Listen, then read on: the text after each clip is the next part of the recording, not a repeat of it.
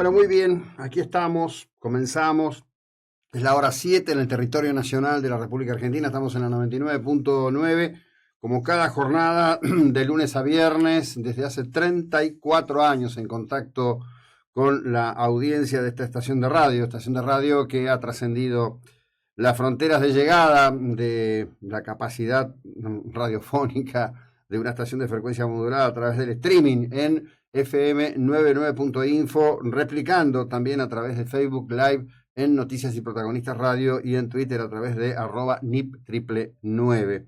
Asimismo, les recordamos que toda nuestra producción periodística, contenidos, comentarios, está disponible en YouTube, en FM99 Mar del Plata. Bueno, en el desarrollo de la información, en esta jornada de hoy es 6 de junio, 80 años del día D, 80 años del día D.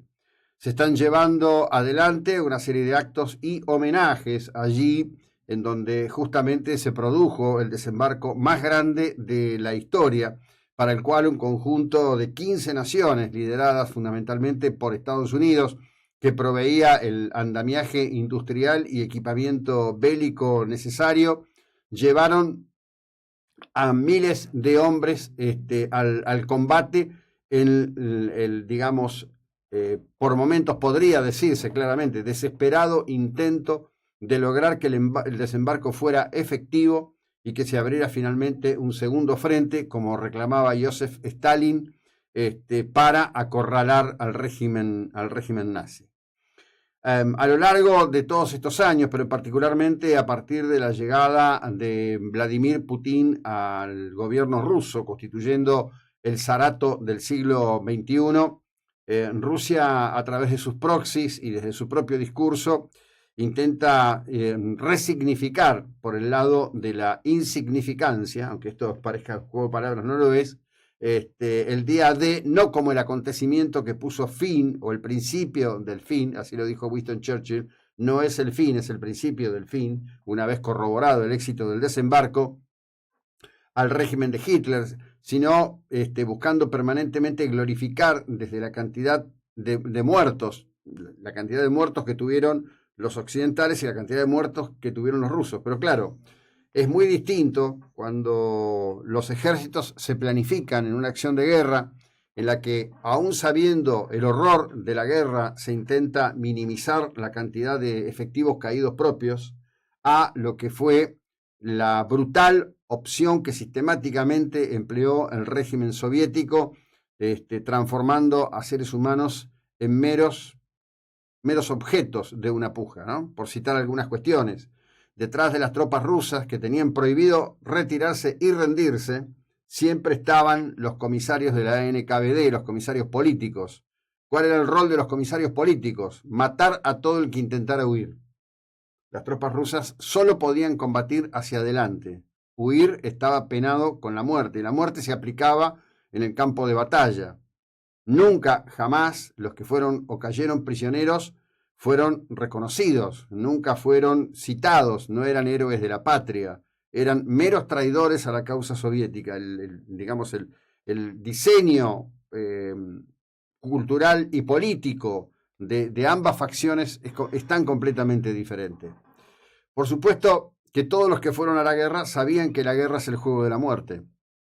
En este momento, en donde permanentemente se intenta escribir una página de horror, a mi criterio ficcionalizada, en el tema del enfrentamiento que lleva adelante el Estado de Israel en este momento en la Franja de Gaza, y con serias posibilidades de una acción inminente dentro del Líbano en contra de Hezbollah que está atacando la zona norte de Israel con cohetería y provocó un incendio de proporciones decimonónicas en Galilea, planteando todos los días, por ejemplo, hoy hay un título que dice: un ataque israelí contra una sede de la UNRWA provocó 30 muertos, y dicen que son civiles. La mayor parte de las facciones combatientes de los grupos islámicos combaten de civil.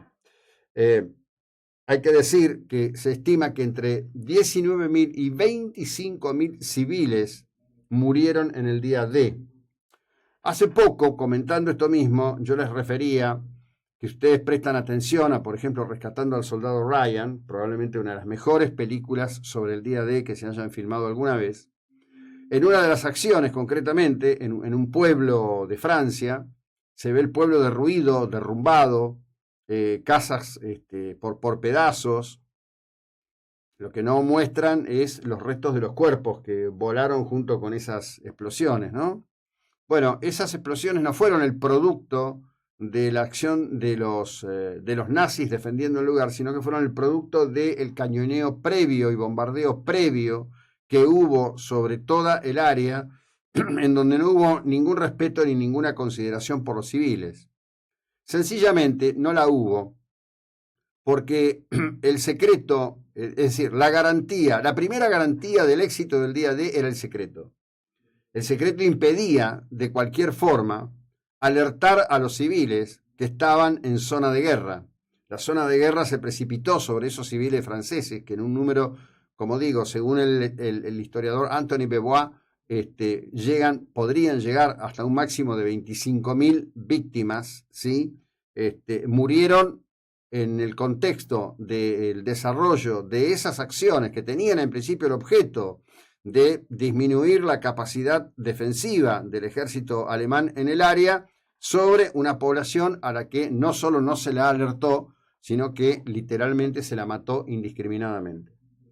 Hace aproximadamente una hora, estamos hablando de que todo esto se desarrolla en el horario europeo, que son 5 horas más que acá, el rey Carlos III pronunció un sentido discurso en memoria y homenaje a los caídos en ese día, a los que llamó constructores y víctimas de la épica de la libertad y ejemplo necesario para las generaciones actuales.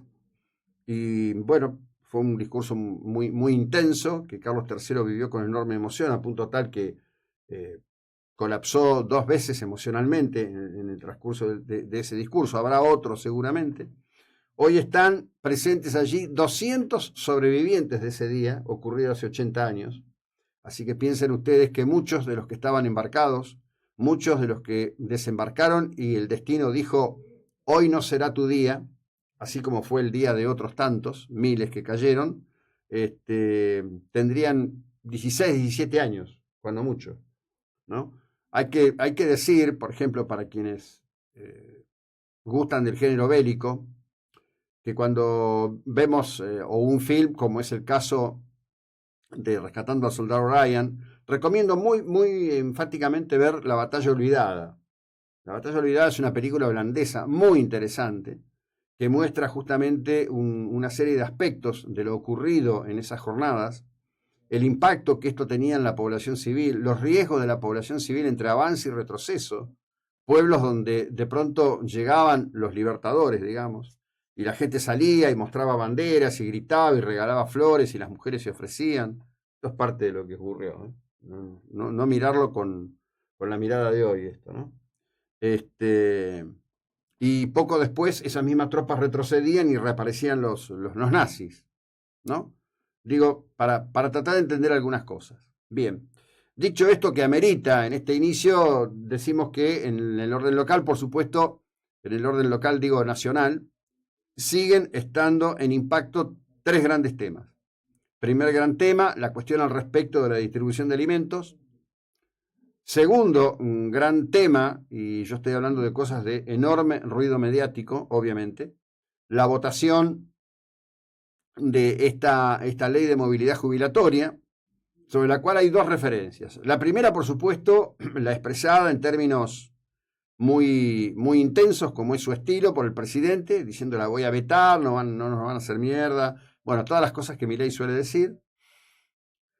Y una apreciación ayer del diputado nacional José Luis Esper, que dijo esta ley es ilegal porque no se puede votar una ley de estas características si no está incorporada al presupuesto, y esto que votó la Cámara Baja no está incorporado al presupuesto. La tercera cuestión de alta significación es que se corren horas vitales con negociaciones intensísimas por parte de Guillermo Francos para terminar de ordenar las cuestiones que tienen que ver con el tema del voto en el Senado de la Nación Argentina al respecto de la llamada ley de bases. ¿Qué está corriendo aquí? Bueno, miren, al respecto de esta ley que se votó, yo diría con un grado de impunidad, falta de respeto, sentido común y con clara vocación golpista por parte de la coalición de los diputados radicales, coalición cívica y kirchnerismo. No es nuevo esto de que la tropa de Lilita acompaña al kirchnerismo, ¿no? No los escuchamos en estos 4 años pasados tampoco hablar de la situación de los jubilados. Alguna expresión aislada, Pablo Oliveto Lago, no hay expresiones institucionales orgánicas de la coalición cívica respecto del tema jubilatorio. No las hubo cuando el gobierno de Alberto en su primera acción derogó la ley de Macri al respecto de esto y la reemplazó por la ruinosa ley que puso en marcha, a lo cual le agregó el deterioro espantoso del valor de la moneda. Son, como mínimo debo decir que son curiosos, como máximo debo decir que son ruines, ¿no? En otro orden, y referido a este tema, veo mucho posteo en Twitter que dicen, bueno, pero con recuperar el impuesto al tabaco esto se paga, con eliminar las exenciones impositivas que tiene Tierra del Fuego esto se resuelve. Nada es tan sencillo, nada es tan directo, porque si no se habría hecho hace mucho tiempo.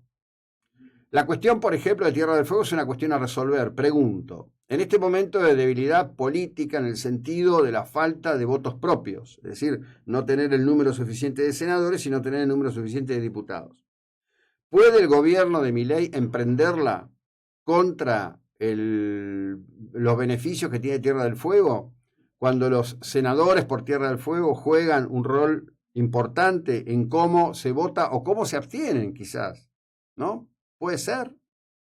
¿Cómo juega esto con las provincias tabacaleras? Es decir, el damero de relaciones, de cruces, de cuestiones que hay al respecto de lo que es la realidad argentina es demasiado complejo para creer que se puede simplificar en... ¿Son 132 líneas en Twitter? ¿132? No, ahora está ampliado, ¿no? 234 más o menos. No hay manera. Las cosas son extraordinariamente complejas. La Argentina tiene un entramado corporativo extremadamente complejo. Basta leer el DNU, tan cuestionado, tan criticado y escasamente leído y menos comprendido, claro, para entender cuál es el entramado corporativo que Argentina tejió desde el gobierno de Onganía en adelante y el desafío inmenso de derribar todo eso para liberar los inmensos cepos que hacen muchas veces hasta inviable la actividad económica en nuestro país.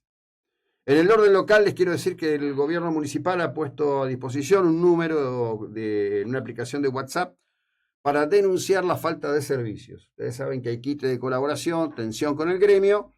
¿Qué es lo que dice la municipalidad? Bueno, tenemos este número, llamen a este número y háganos saber que hay falta de atención, es decir, que hay agentes municipales que no están cumpliendo en tiempo y forma con su servicio. Esto implicará una acción del Estado, una sanción y seguramente un descuento salarial. Por lo visto, la jugada va a fondo, muy a fondo. La agenda es enorme realmente hoy, 7:14 minutos, continuamos en un breve instante. Esta es la 99.9.